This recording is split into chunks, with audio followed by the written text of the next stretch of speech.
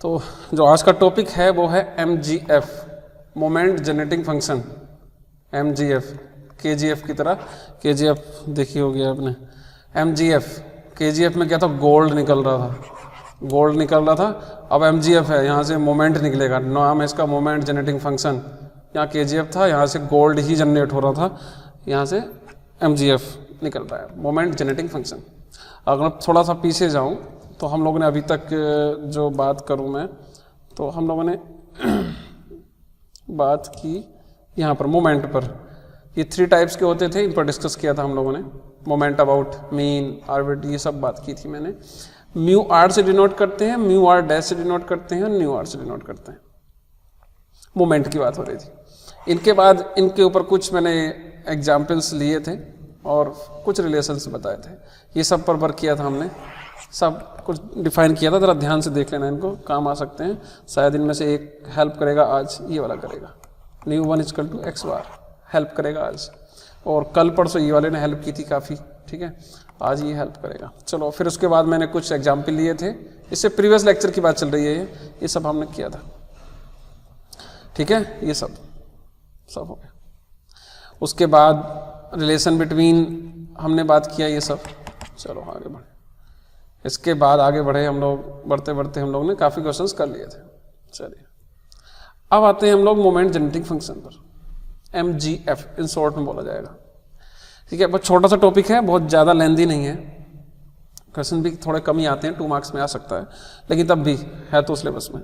MGF moment generating function, जैसे कि नाम से ही मालूम पड़ रहा है कि ये मोमेंट को जनरेट करेगा, एक फंक्शन होगा जो मोमेंट को जनरेट करता होगा। अभी तक हम लोग क्या करते थे, मोमेंट जनरेट करने के लिए हम लोग एक फॉर्मूला लगाते थे, 1/n summation f x minus x bar की पावर n, या r की वैल्यू चेंज करते रहते थे, आ जाता था, डेटा होता था, डेटा की हेल्प से ही निकलता था। लेकिन अब ऐसा नहीं होगा, मैं आपको 1-2 एग्जाम्पल दिखा देता हूँ जरा जी, तो इसको देखिए ध्यान से। Find the moment generating function of the exponential distribution. कोई डिस्ट्रीब्यूशन है, कोई फंक्शन है, उसका आपको मोमेंट जनरेटिंग फंक्शन निकालना है, और उसकी हेल्प से आपको मीन निकालना है, यानी एक्स बार, और SD सिग्मा जो कि वेरिएंस का रूट होता है, ये निकालना है।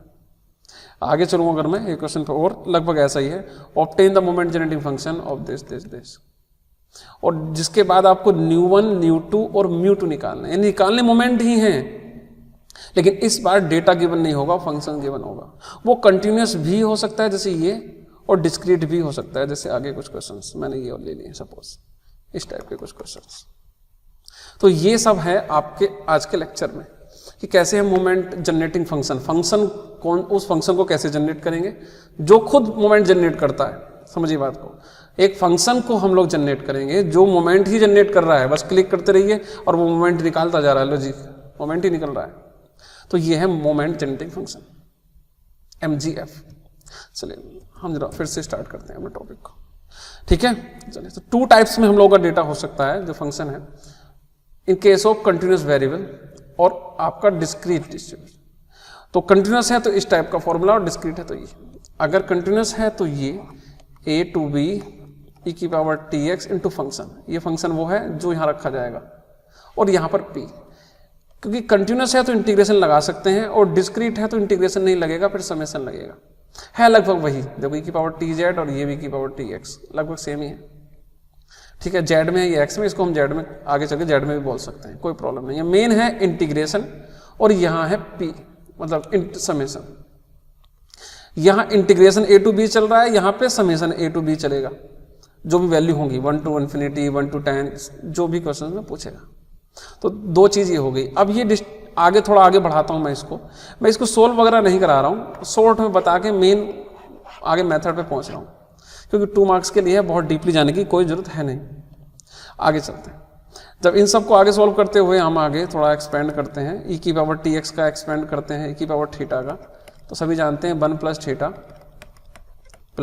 Theta square upon factorial 2 dot dot dot, ये एक्सपेंड कर दिया और आगे थोड़ा एक्सपेंड किया। इसी टाइप से ये भी है, इसको भी समेशन को e की पावर थीटा को एक्सपेंड किया, इसको समेशन को आगे एक्सपेंड किया। तो इस टाइप से आगे बढ़ते बढ़ते यहाँ पे आ गए हम, थोड़ा सा आगे, यहाँ पर पहुंची ध्यान से, यहाँ और यहाँ दोनों सेम है। ये nu naught, new one, new two, ऐसी nu naught, new one, new two, dot dot dot. Right है जी, चलिए ठीक। ये वो फंक्शन है जो कि मोमेंट जनरेट करेगा लास्ट में, ध्यान से देखिए।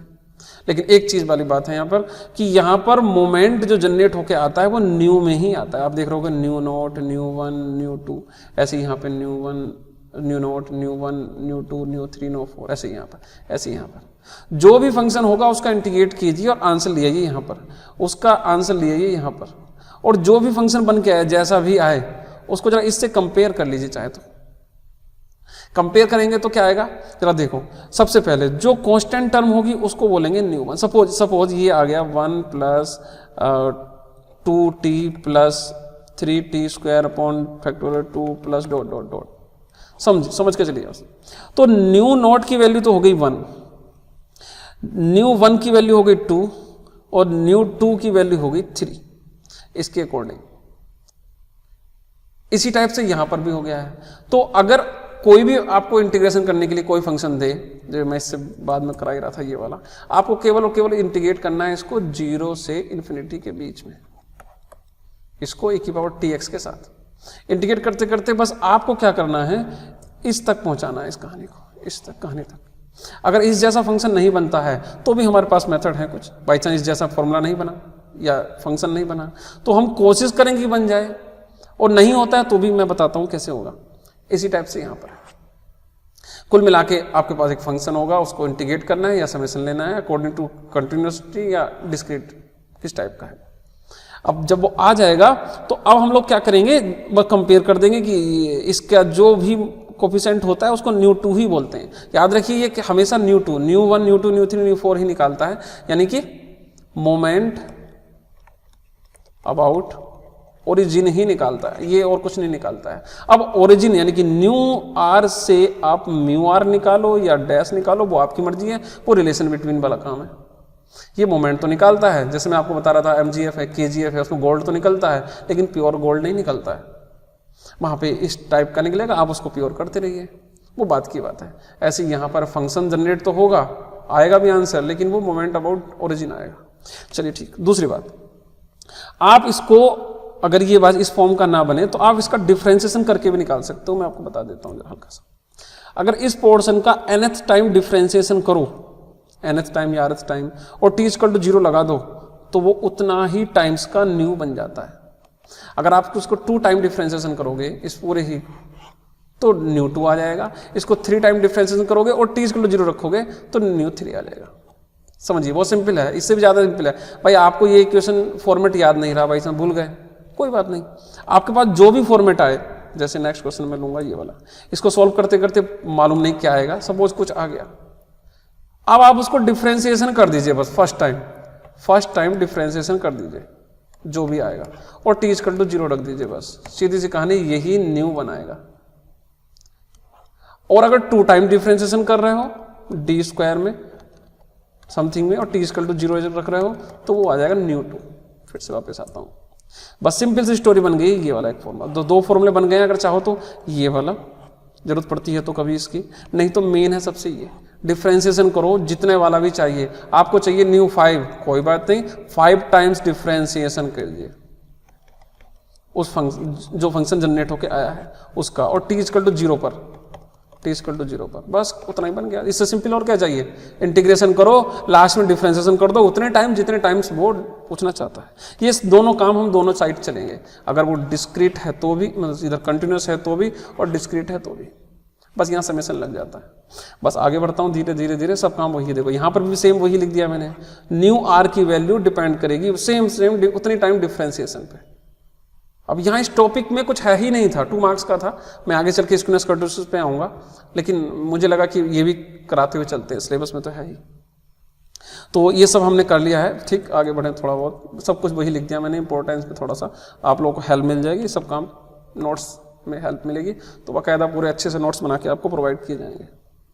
ठीक, आप लोग भी जरा जब क्वेश्चंस वगैरह करें थोड़ा बॉक्स बना के आगे। तो बस अब यही हम लोग स्टार्ट कर रहे हैं, कुछ बड़ा काम है ही नहीं। Find the moment generating function of this, ये डेटा है 0 to ∞ जा रहा है, कंटिन्यूस डेटा है। कंटिन्यूस का जो फॉर्मूला होता था वो लिख देते हैं। उसके बाद हाँ चाहिए क्या, मीन चाहिए यानी एक्स बार चाहिए और एच डी चाहिए, एच डी में नहीं चाहिए। सबसे अलग बात तो ये हो गई कि ये दोनों चीज़ तो हम इससे फाइंड कर ही नहीं सकते, क्योंकि ये तो केवल nu naught, nu 1, nu 2, nu 3 dot dot ही निकाल सकता है, इसके अलावा ये कुछ और नहीं निकाल सकता। कोई बात नहीं, हम ये निकालेंगे, उसको कन्वर्ट कर देंगे, कन्वर्ट करके हो जाए। कन्वर्टर तो हमारे पास थे ना, रिलेशन बिटवीन, इसलिए मैं आपसे बोल रहा था। पीछे चल के एक बार फिर से जाता हूँ फिर से, और मैंने आपको हल्का सा हिंट दिया था ये सब कि अगर बाई चांस जरूरत पड़ती है तो इनसे यूज़ कर लेंगे। न्यू नोट, ये न्यू 1 की वैल्यू एक्स बार होती है, यानी मीन पूछना चाह रहा है तो न्यू 1 निकालेंगे। और इसके आगे चला था फिर मैं, और फिर मैंने रिलेशंस भी बताए थे आपको। अगर जरूरत पड़ेगी तो हम इनका यूज़ करेंगे, इसको ध्यान रख लेना। ये सब काम पहले लेक्चर्स में हो चुका है, अगर आपने वो नहीं लिए तो बेटा वो तो लेना पड़ेगा। मोमेंट स्टार्ट कर रहे हैं, एक तरह से मोमेंट का तीसरा पार्ट है ये कह सकते हैं, 2 पार्ट आपको करने पड़ेंगे। चलिए आइए अपने टॉपिक पे जरा, बस सिंपल सी स्टोरी है, find the moment voice, solve start करते हैं। सबसे पहले क्या, वो फॉर्मूला याद होना चाहिए जो मैंने आपसे बताया, क्या, a to b e की पावर tx इंटू फंक्शन। अब सिंपल सी स्टोरी है, इसको उठाइए और यहां रख दीजिए। मेरा काम यहां तक पहुंचाना था आपको, बाकी कैलकुलेशन आपका काम है, जो कि इजी या टफ हो सकता है, और लास्ट में पहुंचने के बाद फिर मेरा काम स्टार्ट होता है। ये बीच वाला काम आपका है, लेकिन फिर भी मैं करा देता हूं। जैसे ही मैं इसको इंटीग्रेट यहाँ पर वैल्यू रखूंगा, ये रख देता हूँ a to b e की power tx into 1/c e to the minus x upon c dx। अब ये देखिए 1/c तो कांस्टेंट बाहर रख लो, e की पावर समथिंग और e की पावर समथिंग दोनों ऐड हो जाएंगे, कोई बड़ा काम नहीं है। देखो e की पावर समथिंग, e की पावर समथिंग ऐड हो जाएंगे, समथिंग जोड़ेंगे तो अदर थिंग आ जाएगा। चलो ठीक, यानी t माइनस 1/c, कोई प्रॉब्लम है ही नहीं। अब e की पावर थीटा का या e की पावर a थीटा या e की पावर a x जो भी मानो, उसका इंटीग्रेशन करना बड़ा काम नहीं है। e की power a x upon a यही होता है। लिमिट रख देंगे 0 to इन्फिनिटी, मैं रख देता हूँ, कोई बड़ा काम अभी तक नहीं है। 1/c समथिंग और 0 to इन्फिनिटी। अब ये इन्फिनिटी यहां रखूंगा, 0 भी रख दूंगा, ठीक है, तो 1/c तो बाहर रहेगा, ये भी कांस्टेंट है, ये भी बाहर रहेगा। मेन है इन्फिनिटी यहां रखना और 0 यहां रखना। एक चीज ध्यान रख लीजिए, समथिंग की पावर इन्फिनिटी यानी e to the power infinity और e की पावर माइनस इन्फिनिटी में डिफरेंस है। e की पावर माइनस इन्फिनिटी 0 होता है, ये नॉट डिफाइन में आता है। तो मैं क्या करूंगा, यहाँ माइनस कॉमन ले लूंगा बाहर, और जब इन्फिनिटी रखूंगा तो e की पावर माइनस इन्फिनिटी हो जाएगा, e की पावर माइनस इन्फिनिटी 0 हो जाएगा। मैं आगे करूँ जरा ध्यान से देखो, 1/c ये आ गया, ये वाला पोर्शन भी यहाँ आ गया, बचता है ये पोर्शन 0 - 1। तो जब इन्फिनिटी रखोगे तो e की पावर माइनस इन्फिनिटी, याद रखो यहाँ प्लस इन्फिनिटी बनेगा, लेकिन हमको उसको माइनस बनाना है, माइनस बाहर लो, e की पावर माइनस इन्फिनिटी 0 हो गया, और एक बार रखेंगे माइनस बाहर और फिर 0 रखूंगा, e की पावर 0 1 हो गया। तो मैं कह सकता हूँ ये हो गया। अब आगे की स्टोरी कोई बड़ा काम नहीं है, c ऊपर 1/c t माइनस 1 और c चला जाएगा ऊपर, और अंदर बचेगा 0 - 1, c से c कैंसिल हो गया, ये माइनस इसको प्लस कर देगा, 1/1 - ct आ जाएगा। कोई प्रॉब्लम है ही नहीं यहाँ तक, बताइए। अब आगे की स्टोरी मैं इसको फेयरली कर देता हूँ, ये आ गया। 1 - c2 को ऊपर पहुंचा दीजिए, जो कि मैंने यहाँ पहुंचा दिया। और मैं इससे पहले लेक्चर्स में मैं याद दिला चुका हूँ, एक फॉर्मूला था 1 - x की power -1 equal to 1 plus x plus x square plus x के 3 डॉट डॉट डॉट। ये फॉर्मूला मैंने आपको इससे पहले लेक्चर्स में कुछ पहले लेक्चर्स में करा दिया था। अब मैं इसको एक्सपेंड कर देता हूँ जी, किया। अब जरा देखिए जो मैं बताना चाह रहा था, मैंने आपसे ये तो कहा था कि मोमेंट जनरेटिंग फंक्शन निकालिए, ये वो मोमेंट जनरेटिंग फंक्शन है। अगर वो ये कहता फाइंड मोमेंट जनरेटिंग फंक्शन, बस यही आंसर था, खत्म कहानी। लेकिन उसने आगे भी तो पूछ लिया ना कुछ। अब हम चेक करेंगे कि ये वाला सेम टू सेम उस मेथड, उस फॉर्मूले से मैच हो रहा है कि नहीं। बैक जा रहा हूं मैं, ध्यान से ये इसमें t² है, t की 3/3 है, वहां पर नहीं है ऐसा, वहां पे नहीं है ऐसा। तो या तो इसको ऐसा बनाइए, यहाँ 3 से फैक्टोरियल 3 से मल्टीप्लाई करो, यहाँ फैक्टोरियल 3 से ऊपर मल्टीप्लाई करो, नीचे भी करो, ऐसा करो। नंबर एक चीज तो मैंने आपको ये बताई थी, या पीछे फिर चलता हूँ, या मैंने कहा था डिफ्रेंसिएशन करो। तो डिफ्रेंसिएशन सबसे ईजी है, क्यों मल्टीप्लाई करते रहो, बाई चांस प्रॉब्लम होने लगे। तो सबसे अच्छी बात है इसका डिफ्रेंसिएशन कर देता हूँ मैं। जब नंबर 1 फर्स्ट टाइम डिफ्रेंसिएशन करूंगा तो जो वैल्यू आएगी वो t = 0 रखूंगा, तो उसको बोलते हैं न्यू 1, फिर new 2, nu 3, new 4 dot dot dot चलते रहेंगे। लेकिन हमको कितने चाहिए वो तो यहाँ से मालूम पड़ेगा ना। Find its mean and H D, mean चाहिए, एक्स बार चाहिए और एच डी चाहिए। अब आप सोच लो खुद कि आपको कितने मोमेंट अबाउट ओरिजिन चाहिए, निकालेगा तो ये ओरिजिन ही, बाद में रिलेशन से आप लोग कन्वर्ट कर सकते हैं। तो इसको तो कहते हैं न्यू वन, न्यू वन को एक्स बार कहते हैं, यानी कि मीन का मतलब हो गया न्यू वन, यानी एक बार डिफ्रेंसिएशन से काम चल जाएगा। अब आता है एस डी। अब एस डी होता है म्यू टू यानी वेरियंस, वेरियंस का रूट, और वेरियंस होता है म्यू टू यानी म्यू टू का रूट, और म्यू टू नहीं निकलता यहाँ से, म्यू टू नहीं निकलता है, लेकिन म्यू टू का न्यू टू के साथ तो कोई चक्कर है। वो क्या चक्कर है जरा पीछे देख लेते हैं, फिर तुम लोगों को शायद मिला कहीं रास्ते में, आगे मिला नहीं मिला, यहाँ मिलो भाई, हाँ ये रहा है ना कुछ, म्यू टू का एक्स टू के साथ भी कुछ रिलेशन है, बस उसी को हम आगे बढ़ा देंगे, ये तो करना था। चलो आते हैं अपने पे, बस स्टोरी स्टार्ट करते हैं हम लोग, अपना डिफ्रेंसिएशन करना स्टार्ट करते हैं। नंबर 1 चलिए, मोमेंट अबाउट ओरिजिन। ठीक, ओरिजिन की बात चल रही है, मैं पहले कह चुका हूँ ओरिजिन ही निकालता है ये। New one, first time differentiation of this, किसका, इसका जब एक बार डिफ्रेंसिएशन करोगे तो यहाँ पे क्या आएगा, पहले मैं इसको फेल लिख देता हूँ, अब मैं करता हूँ जरा। तो 1 का तो 0, सी टी का हो जाएगा सी, इसका हो जाएगा सी square 2t plus dot dot dot और t इक्वल टू 0। जैसे ही मैं t इक्वल टू 0 रखूंगा तो t वाली टर्म सारी 0 हो जाएंगी, केवल c बचेगा, केवल c, बस यही मैं लिख देता हूँ, ये आगे केवल c। तो न्यू वन की वैल्यू हो गई c, अगर मैं फेयर लिखना चाहूँ तो ये आ गया। लेकिन न्यू वन नहीं चाहिए था मुझको, मीन चाहिए था, तो उससे कहेंगे अरे यही तो मीन है, समझो बात को, और वो समझ गया, बस ठीक। अब आते हैं न्यू टू पर। न्यू टू के लिए हमको डबल डेरिवेटिव चाहिए, तो डबल डेरिवेटिव ले लेते हैं, यानी जो सिंगल एक बार डेरिवेटिव ले चुके हैं उसी का तो डबल टाइम करना है। डबल डेरिवेटिव का मतलब इसका डबल पहले वाले का, तो फिर ले लेते हैं, सी का हो गया 0, इसका होगा 2 2 4 4c, 2 2 4c plus dot dot dot, हाँ सी का टी का रेस्पेक्ट करोगे ना तो 4 कैसे आ जाएगा भाई, हटाओ, सी का 0 प्लस 2c स्क्वायर और टी का करोगे 1 प्लस इसका करोगे तो 3c का क्यूब इंटू 2t, बस डॉट डॉट डॉट, यानी अगली टर्म में t आएगा ही आएगा। अब t की वैल्यू 0 रख दीजिए तो t वाली टर्म सारी 0 हो जाएंगी, ये बच जाएगी 2c स्क्वायर। तो मैं इसको अगर बात करूं तो 2c स्क्वायर आएगा, फेयरली कर देता हूं, ये आ गया। न्यू टू की वैल्यू आ गई, क्योंकि न्यू ही निकालता है ये मोमेंट। अब लेकिन हमको न्यू टू नहीं चाहिए था, हम क्या करेंगे, न्यू टू को कन्वर्ट करेंगे, कन्वर्टर हमको चाहिए जी। कन्वर्टर क्या फॉर्मूला क्या होता है वेरिएंस का, mu two equal to nu two minus x bar का स्क्वायर। एक्स बार की वैल्यू अभी हमने निकाली थी, यहाँ से ले लो, तो ये हो जाएगा 2c square minus c square equal to c square, बस सी स्क्वायर आंसर। लेकिन म्यू टू इक्वल टू आ जाएगा सी स्क्वायर। म्यू टू को कहते हैं वेरिएंस, लेकिन हमको चाहिए एस डी कहते हैं इसके रूट को। ये फॉर्मूले छोटे छोटे स्टार्टिंग डेज से ही बताता हुआ आ रहा हूँ मैं। चलिए बस ये कहानी, जैसे मैं इसका एस डी रूट लूंगा तो आ गया आंसर। तो यहाँ पर भी आंसर आ गया सी, यहाँ पर भी आ गया एस डी भी आ गया सी, भाई यही आपको करना था, ये कंप्लीट। तो नेक्स्ट हम लोग एक एग्जाम्पल ले लेते हैं, example number 2, obtain the moment generating function of the random variable x having the probability distribution this. इस टाइप का आपके पास एक फंक्शन है, अब इस पर मोमेंट जनरेटिंग फंक्शन हमको फाइंड करना है, और उसके बाद हम लोग न्यू वन, न्यू टू और म्यू टू फाइंड करना है। अच्छी बात है कि इसने directly mu one new two पे आ गया है, सीधी सीधी बात कर रहा है हमसे। हाँ म्यू टू से थोड़ी इधर उधर की बात कर रहा है, कोई बात नहीं, हम म्यू टू का रिलेशन न्यू टू के साथ होता है वो हम बता देंगे। इससे पहले अभी हमने ये किया भी था यहाँ पर, ठीक है, कर लेंगे, कोई टेंशन नहीं है। चलिए तो अब मैं क्या करता हूँ, इन सबको उठा के वही integration a to b e की power tx into f x d x में रख देता हूँ, ठीक है, फेयरली कर देता, कोई बड़ा काम नहीं।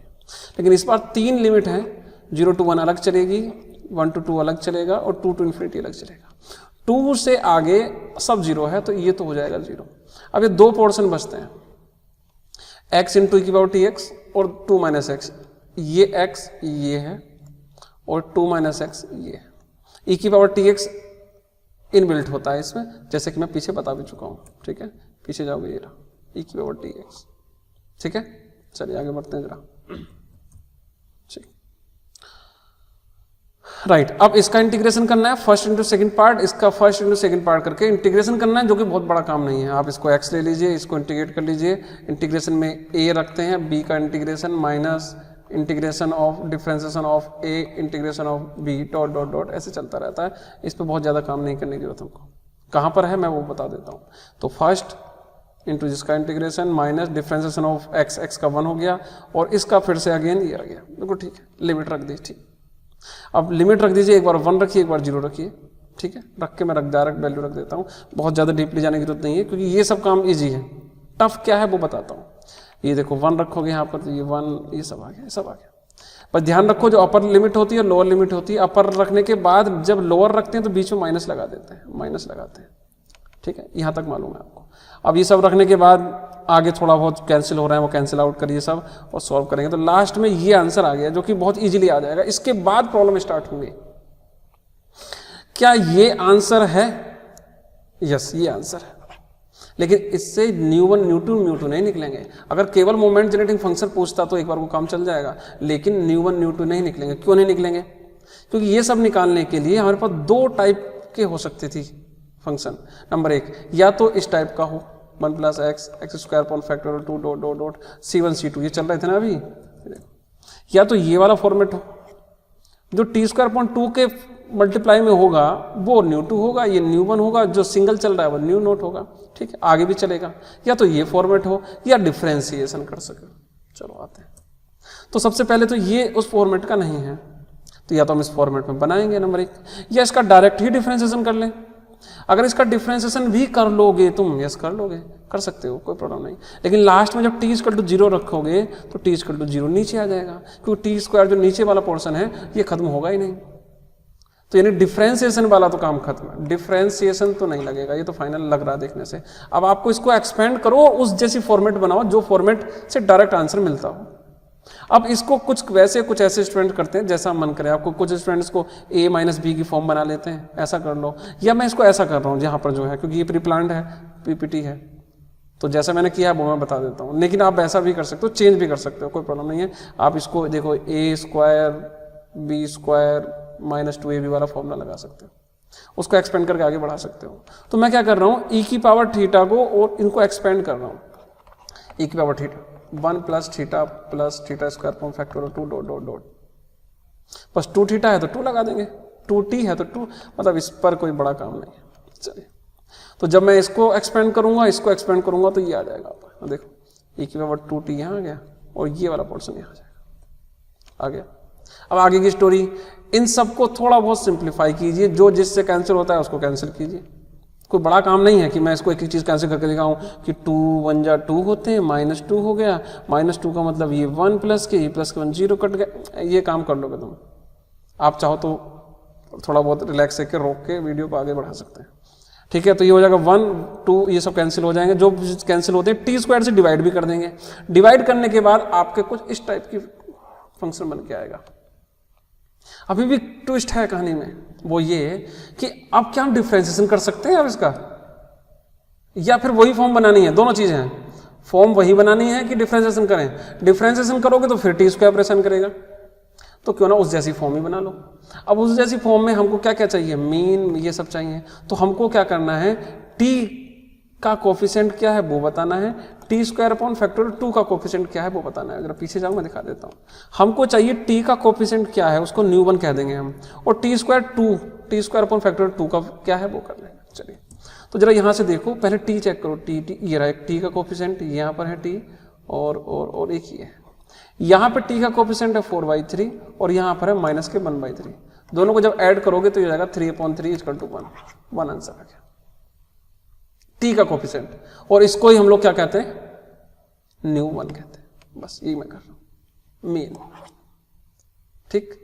तो मीन न्यू1 = कोफिशिएंट ऑफ t, यानी t/1 = 1 आ गया। अब सेकंड वाला पोर्शन है न्यू2 में मुझको चाहिए t² अपॉन फैक्टोरियल 2 या केवल 2, फैक्टोरियल 2 के इक्वल होता है। इसका कोफिशिएंट क्या है, तो सबसे पहले तो मैं ढूंढूं कि वो कहां पर है। ये रहा t और ये रहा, यानी ये पोर्शन 2/3 और ये वाला पोर्शन, सबको ऐड या प्लस माइनस कर लीजिए, और प्लस माइनस करने के बाद आप देखेंगे तो 7.6 आंसर आ गया। ये आ गया μ2, μ1 भी आ गया, μ2 भी आ गया। अब μ2 चाहिए, μ2 का आपके पास एक फॉर्मूला होता है जो मैं पहले लिखा चुका हूँ, उसको फिर से कर लेते हैं बस आंसर। ये फॉर्मूला होता है रिलेशन बिटवीन, बस ये तीन ही चीज चाहिए थी, क्योंकि थोड़ी सी घूम फिर के आई है लेकिन आ गई। 2 मार्क्स में आता है क्वेश्चन, कभी कभी 5 में आ जाता है, लेकिन मान के चलिए शॉर्ट क्वेश्चन है और इसके आने के चांस थोड़े कम है। मोमेंट वेरी वेरी इंपॉर्टेंट है, और स्क्यूनेस और कर्टोसिस जो कि नेक्स्ट लेक्चर में होगा, ये भी बीच में कहीं ना कहीं था, सिलेबस में तो है। नेक्स्ट मैं जरा 1-2 एग्जाम्पल और ले लेता हूँ, आप लोगों को तो दिखा देता हूँ। डिस्क्रीट पर भी देख लीजिए आप, हल्का सा आइडिया ले लो, काफी टाइम ले लिया मैंने। तो find the moment genetic function of this, इस टाइप का डेटा हो, ये हो, इस टाइप से कुछ एग्जाम्पल मैंने दे दिए, आप घर से भी कर सकते हो। मैं इस पर डिस्कस कर लेता हूँ। ये पॉइजन का है, एक पॉइजन टॉपिक हम लोग नेक्स्ट यूनिट में पढ़ेंगे, वहाँ पर ये बहुत यूज होगा। अभी तो पहली बार सुन रहे हो आप, कोई बात नहीं। तो मोमेंट जेनेटिक फंक्शन में हम लोग क्या कर रहे हैं, कुछ क्वेश्चंस और ले लेते हैं छोटे छोटे, जिसमें से मैं एक ले रहा हूँ ये वाला। पॉइजन डिस्ट्रीब्यूशन काफी इंपॉर्टेंट है, लेकिन पॉइजन पे नहीं जा रहा, मेन हमको फंक्शन देखना है, बस किसी टाइप का फंक्शन हो।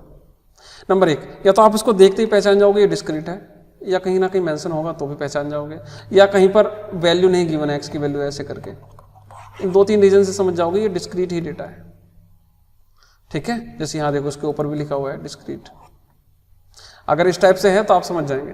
तो ऐसे में अब इसका फॉर्मूला मैंने पीछे अगर मैं जाऊं तो ये था समेशन e की power T Z into P, इसका भी वही सब काम है, इंटीग्रेशन वगैरह सब करना। तो मैं जल्दी से इसको फटाफट से आगे बढ़ाता हूँ, और आगे बढ़ा के जरा देखते हैं। मैं क्या करता हूँ, e की पावर टी एक्स या टी जेड ये लेके मैं आगे बढ़ाता हूँ कहानी को। ठीक है, e की पावर माइनस लैम्डा को बाहर ले लेता हूँ, क्योंकि इस पर समेशन काम नहीं करेगा।